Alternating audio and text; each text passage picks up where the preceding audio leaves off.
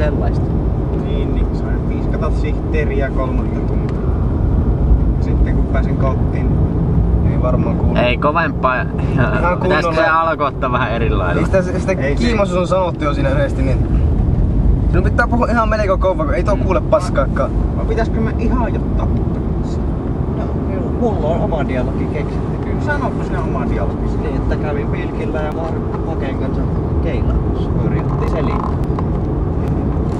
Siinä. Se on sitten päällä. Joo, eikö tähän pitää alkuisemmasta? Joo. Niinku hiljaisuutta.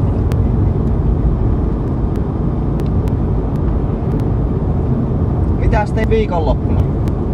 No, työn päätteeksi piiskasin sihteeriäni 3 tuntia.